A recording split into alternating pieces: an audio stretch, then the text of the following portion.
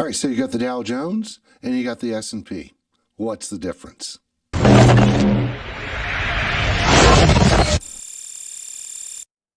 Hey there, hope you're having a great day. Thanks for stopping by. Keith Wilson here with Wilson Financial Advisors, here giving you some financial tips to help you along with your financial journey.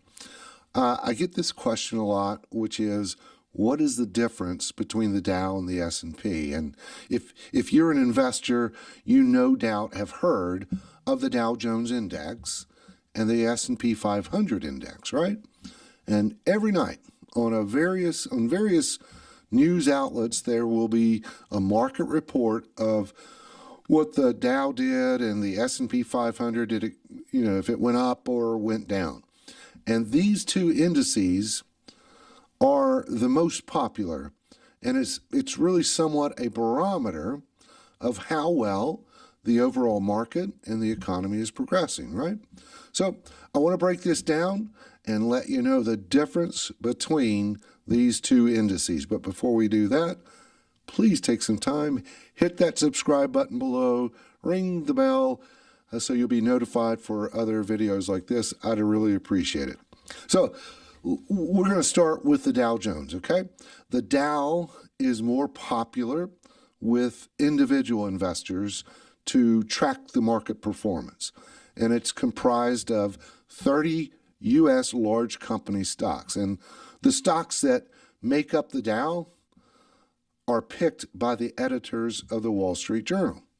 And the overall index, it's based on the stock price of each of those companies, not the market cap or total worth of the company. We'll get to that a little bit later, but most financial advisors like myself, we really discount the Dow because of it being based solely on the stock price. So, for example, if Company A has a stock price of $10 a share and Company B has a stock price of $100 a share, and each company went up $1.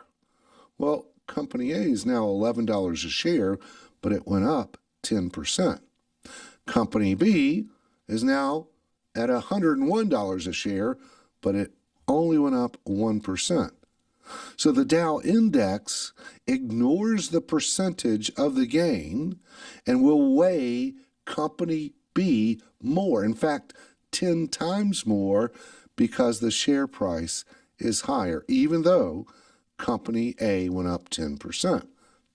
Now, S&P, the S&P 500 works differently. So the S&P is comprised of, well, you guessed it, 500 U.S. large companies. So right away, you can see it's much broader than the Dow, and in my opinion, more representative of how the overall market is performing.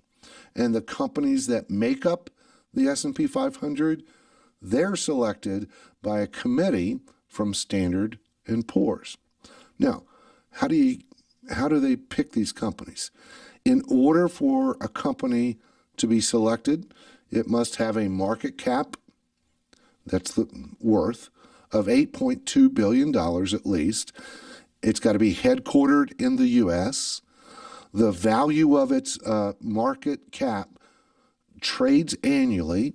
At least 250,000 of its shares trade in each of the previous 6 months, and most of its shares are in the public's hands. Also, it's got at least a year since its initial public offering, and the sum of the previous 4 quarters of earnings must be positive, as well as the most recent quarter. Now, the S&P is measured differently than the Dow. So instead of being based on the share price, it is based on the market cap or total worth of the company. So the market cap would be the price of the stock times the number of shares outstanding. For example, let's go back to Company A and Company B again.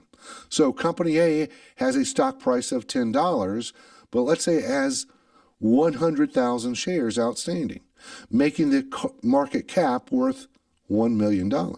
Whereas Company B's stock price was $100, but let's say it only had 1,000 shares outstanding, making the market cap $100,000.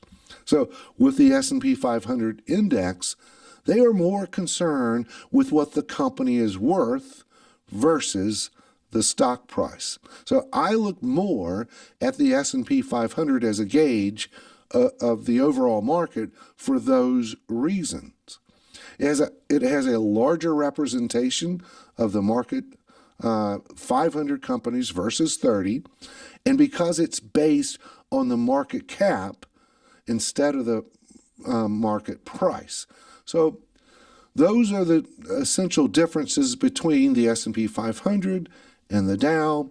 Again, most individual investors look at the Dow. It's a little easier to understand, but again, in my opinion, S&P 500 index, much broader and also because it concentrates on really what the worth of that company is.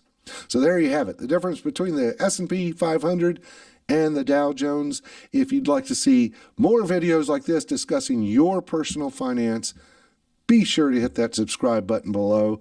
I would really appreciate it. Thanks, and remember to be wise with your money.